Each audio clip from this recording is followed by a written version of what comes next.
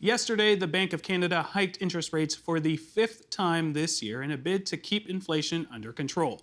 But every action leads to reaction, and for consumers pinched by higher costs, they're wondering where this is all headed. With us now for their thoughts in St. Adolphus D'Ouard, Quebec, Sheila Block, a senior economist with the Canadian Centre for Policy Alternatives. And here in studio, Benjamin Tal, Deputy Chief Economist of CIBC World Markets. Welcome, everyone. Thank you so much for joining us in studio as well. Now, the Bank of Canada increased interest rates another 0.75 yesterday. David Parkinson from the Globe and Mail wrote this. Before Wednesday, the key rate of 2.5% was right in the middle of the 2 to 3% range that the central bank considers neutral, in which rates neither stimulate nor restrain the economy. All the bank had achieved with all of its rate hikes up to that point was to remove the monetary policy stimulus put in place early in the COVID-19 crisis and stop actually stoking the economy and, by extension, inflation with its interest rates. Benjamin, I want to come to you first. What is the significance of the Bank of Canada achieving neutral territory? It's very significant because the Bank of Canada has to maintain its credibility. For the past 40 years, the Bank of Canada, the Fed in the US, established their credibility as inflation fighters. They're not going to toss it away. And that's why it's important to understand that it's not really about inflation. At the end of the day, it's about the cost of bringing inflation down to target, which is 2%. And this cost is higher and higher interest rates. And that's why the Bank of Canada is trying to convince you and me that they mean business, namely inflation expectations. They want to make sure that inflation expectations, as opposed to the 70s, are not going to rise. If you look at those expectations, they're determined by 4 prices.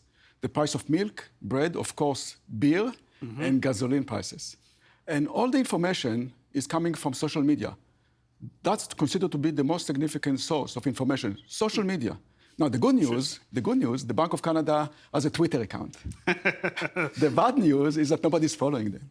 And that's why they have to actually show us and demonstrate that they mean business. And that's why raising interest rates and maybe even overshooting is extremely important at any point in time. If you give the Bank of Canada 2 choices, inflation expectations rising or a recession, they will take a recession any day. And that's more or less where we are. All right, Sheila, I want to get your thoughts on that. So I absolutely agree with Benjamin. I think that the Bank of Canada is absolutely will choose a recession over sustained inflation. I think where we may differ is that while I think absolutely these interest rate increases will result in more likely to result in an inflation, I don't know how effective it will be in actually reducing inflation, because these are not these inflation rates very much so have to do with international factors, with the COVID-19 pandemic, with the war in Ukraine, and with the climate crisis. And I am doubtful that we will see the desired effect from these policies. So it's fair to say you don't think that this rate hike will do the trick in bringing inflation down from 7.6 in July to the bank's target of 2 to 3%. This rate hike on its own absolutely can't do it. The bank itself, I think, is expecting that that more rate hikes will be required. There has been sort of the 18 to 24 month lag in terms of the impact of it. And so what we will see, I think, is a lot of economic pain. And as a result of that, we will see some slowdown in the rate of inflation. But those rate increases won't have an impact on those external factors. And the mechanics have really shifted from the last time the bank engaged in this kind of shock and awe in the 1980s and in the 1990s. Well, I actually agree. I think that about 60 to 65% of inflation that we're facing now is coming from outside the country. That's the supply chain that everybody's talking about. And 40% is actually the housing market and all the rest domestically, what the Bank of Canada can actually control. Now, the supply chain issue is, there are 2 issues here. One is demand. You know, in 2001, we were shopping like there is no tomorrow. We squeezed 4 years of consumptions into 1 year because it was easy. You press a button and you get your exercise bike. It was equivalent in the US, this huge increase in consumptions of goods, not services, that you overnight parachuted 75 million Americans into the US. And the minute they landed, they started to shop. Right. We are talking about a supply chain issue that is dealing with the mother of all demand shocks. And then you have, of course, a sick supply chain because of obvious reasons. A lot of it has to do with COVID. And that's why the assumption about COVID is very, very important. It's still with us. In the US, there are 16 million people with long COVID. So we definitely have to realize that something is happening here. And I'll give you one number. The number is 3.14. Go back to grade 7 geometry. The number is pi. Right. Pi is the next Greek letter after Omicron.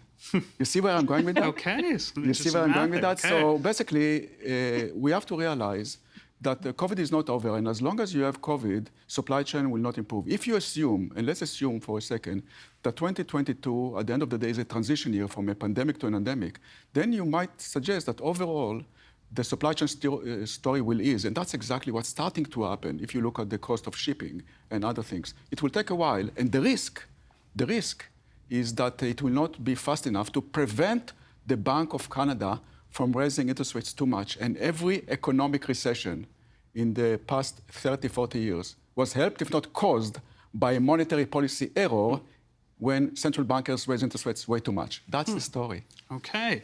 I am curious to know, it sounds like we are in for a number of interest rate announcements in our future.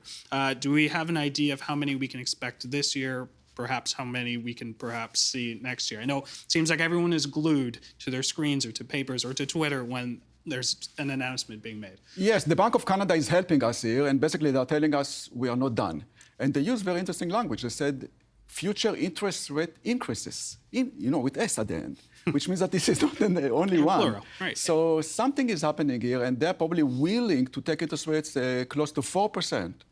We're at 3.25 now, in order to make sure that inflation is under control. And this can take the economy into some sort of a recession. Now, we can talk about a recession, and the question is how you define a recession. We define a recession, in the media as 2 consecutive quarters of negative growth. But that's not really a recession. As long as you don't have pain in the labor market, the unemployment rate does not rise, this is not really a real recession. And when they talk about soft landing or even a mild recession, they're talking about the economy slowing down, but not a major pain in the labor market. That's more or less where we are. All right. In July, the governor of the Bank of Canada recently had a meeting with business leaders from the Canadian Federation of Independent Business and said, this is what he said about inflation.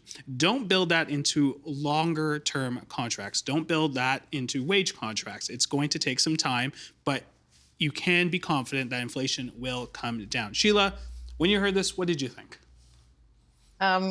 Well, I thought that it was a bit problematic that the governor of the Bank of Canada was suggesting that wage increases, which have absolutely not kept up with inflation, should be constrained, and by that suggestion saying that actually they were a cause of inflation. And as Benjamin has mentioned, absolutely they haven't been. And I think it's important for us to understand how the labor market has changed since these prior high inflation periods. Very many fewer unionized workers. Even of those unionized workers, very few of them actually have COLA clauses, which were cost of living adjustment clauses.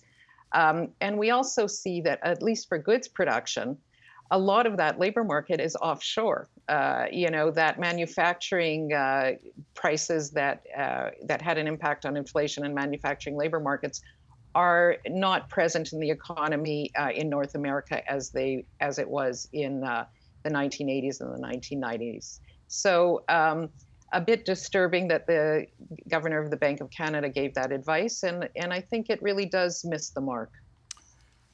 Well, I totally understand where he's coming from, because if you start giving a wage increase of about 8% a year based on today's inflation, then you basically feed inflation. So he's trying to control inflation expectations, telling you what you're seeing now is not long term. So don't really, make sure that you are not really overdoing it. And I think I understand where he's coming from. Clearly, the labor market is very important here, and clearly manufacturing is very important. But something big happened during COVID.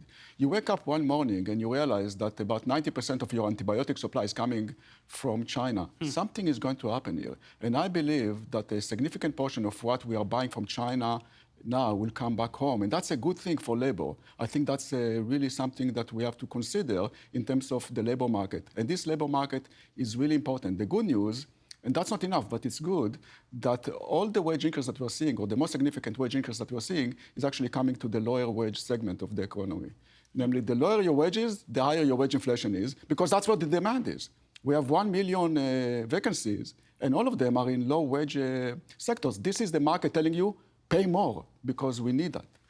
I want to push back, and I'm curious about this. Some economists reacted to the Bank of Governors statement by asking why the governor didn't suggest businesses curtail their profits in order to alleviate inflation. What are your thoughts on that? First of all, profit is going down. Something very interesting is happening already. In the past, profit was easy. There were three things happening: globalization, just-in-time inventories, and labor was cheap and available. Now the opposite is happening.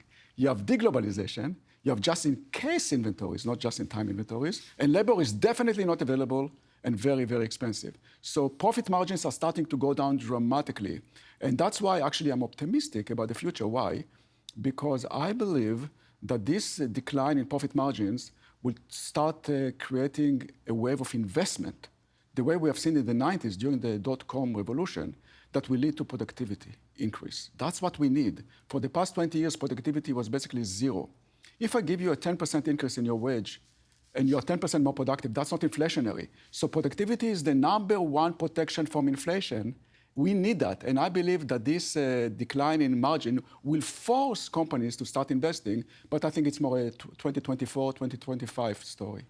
I'm curious on that. The Economist recently had an article that said post-tax corporate profits reached 12.1% of GDP in the second quarter, their highest since at least the 1940s. Does that play into that at all in terms of that argument? Absolutely. Margins have risen during COVID. We know the story because labor costs went down and demand for goods was very significant. But if you look at the service sector, clearly margins were not there. Now the opposite is happening. All this consumption energy is going to services, and that's where we see margins starting to rise. But if you look at the impact of COVID on the economy as a whole, those three forces are happening now.